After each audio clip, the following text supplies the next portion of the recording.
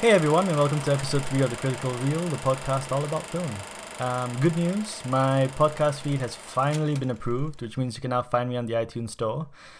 Just search for The Critical Reel and my channel should appear with my episodes nicely listed out, which means you can now download my episodes straight into your iPhone or your iPod and take me wherever you go. So if you're driving to work, if you're driving home from work, if you're on the train, you're on the bus, you want to listen to me yammering on about film, well, now you can. In fact, I kind of encourage you to do that. That would be great. Thanks in advance, guys.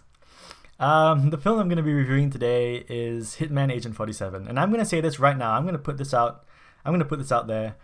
I did not see this film for any other reason than the fact that it's filmed in Singapore. Well, a lot of it is filmed in Singapore. Because I'm actually from Singapore. Like, I live in Perth now. I live in Australia, but I'm actually from Singapore.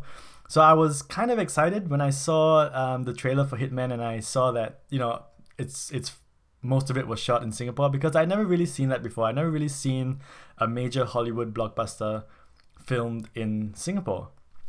And I think one of the reasons is because Singapore has never really been a country that has supported creativity or supported the film industry.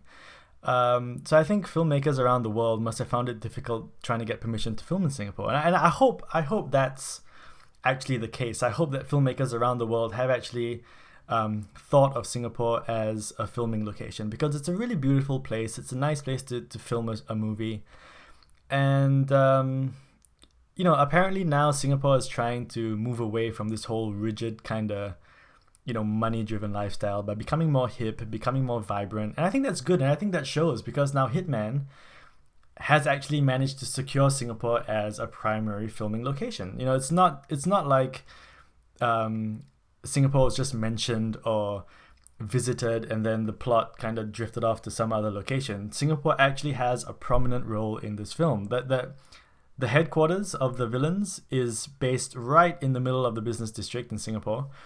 It's great. It's great from a Singapore point of view that finally the country is being used in a modern Hollywood blockbuster, and it's getting the recognition. It's getting the I wouldn't say recognition though, but it's getting the airtime. It's getting the screen time, which I think is fantastic. It's kind of like watching a Singapore film, but it's not. Sadly, though, I think that is the only thing about this film that I like. Hitman Agent 47 is based on the Hitman video game series, which was very popular. And it's a reboot of sorts of the first film that starred Timothy Olyphant. It's not a sequel as far as I know. It's kind of like a reboot. And I haven't seen that film. I haven't played the video game. So I went into Hitman knowing pretty much nothing about this whole universe that's been created. And I came out of the film knowing absolutely nothing about this universe that's been created, because this movie kind of sits very nicely, very comfortably in that area where action films are very happy to just be action films. Where action films don't strive to be anything more. They don't strive to be an analysis of character. They don't strive to be, gripping, intelligent plots. They don't strive to be immensely exciting, action-packed adventures. They're just happy to be an action film. That's it. So you get car chases, you get gunfights, you get kind of lame, tired dialogue, you get, stock characters and very boilerplate settings.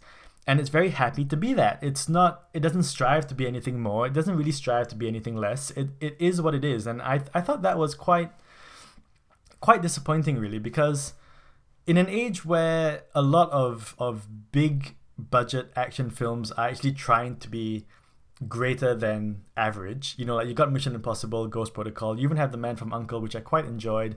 You got the Avengers Age of Ultron, which was not as good as the first Avengers film, but it was still a good superhero action film as far as the Marvel Cinematic Universe goes. And even Jurassic World, which is a film I hate. I actually hate Jurassic World. I think it's the worst Jurassic Park film. I would actually prefer to see Jurassic World again, rather than Hitman Agent 47, because Hitman Agent 47 is not even an entertaining film. The plot is kind of flatlined. The movie starts with a narration about the plot. It's trying to give us a backstory as to what happened with this whole agent program and how these agents are genetically modified human beings who are smarter, faster, they're impervious to pain, impervious to love, and they're essentially the ultimate killing machine.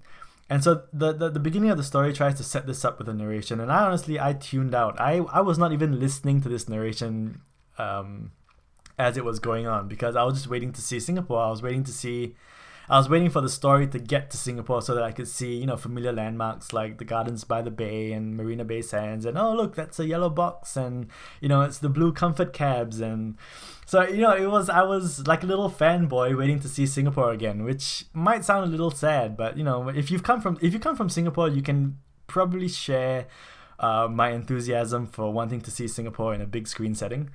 So yeah, I wasn't really paying attention to the plot, but it's the kind of plot that doesn't require a lot of thinking to get involved in.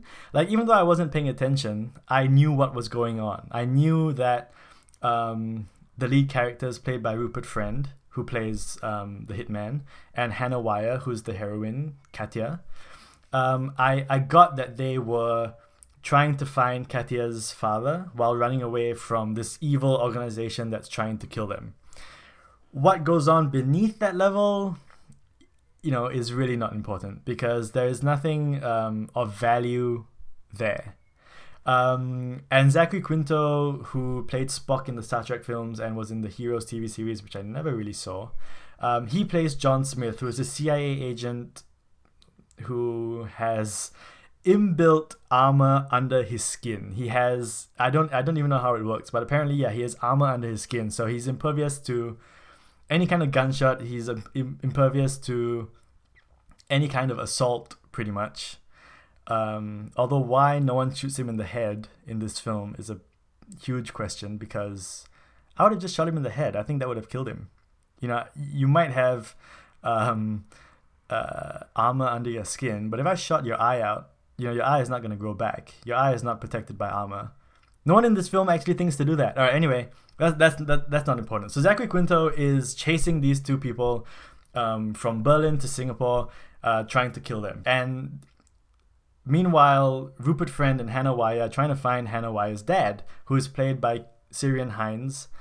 And he is residing in Singapore because he loves orchids and he can speak Mandarin and Tamil, and he's just the perfect tourist to nestle and hide away in Singapore. And this plot, to be honest, kind of reminded me a bit of the plot from The Man from U.N.C.L.E., because in The Man from U.N.C.L.E., Alicia Vikander's character was also searching for her dad. And her dad was also this kind of mad scientist who was responsible for some cataclysmic invention or discovery. And Ciarán Hinds has that same characteristic in this film. So he was a scientist that kind of perpetrated and unleashed this agent program that created all these agents, these superhuman agents, and she's just trying to find him and trying to protect him from this evil organization who's also trying to find him so that they can start their own agent program or something like that. And that's it. That's pretty much what the plot is, and it just carries on in that pitch throughout the entire film. The sad thing is, though, the characters are not characters that we care about. The backstory is a story that we don't care about. The plot is like I said, just really straightforward. It doesn't go anywhere. The villain is really lackluster, played by Thomas Kretschmann. And pretty much all he does in the whole film is sit in his office and press buttons on his desk, which is this giant holographic kind of computer screen. That's all he does in the whole film. So to say that he's a boring villain would be a huge understatement. And a lot of the action scenes, like you would expect, I don't know, I feel like I need to talk about this in like a separate episode, discussing CGI in films, because I've grown very tired of CGI. I know CGI serves its purpose. It allows filmmakers to do things in films that they otherwise wouldn't be able to do. And I get that. I get that CGI is a helpful tool for storytelling. But that's what it should be. It should be a tool. It shouldn't be the story. And Hitman Agent 47 is just another film that uses CGI way too much. It uses CGI in all the action scenes. It uses CGI in the chase scenes. And, I get the fact that the filmmakers wanted to, cut down costs, make everything simpler and more efficient. But it takes away from the action. It takes away from the depth of the action. I mean, you compare a film like Agent 47 to a film like John Wick, where you got similar kind of hitman assassins, stomping through the scenery, shooting people to death. But John Wick is such a better film because it lacks the CGI element. It has more of the real flesh on flesh kind of approach to action filmmaking, which is so much better than actually just watching computer graphics duking it out in a subway station.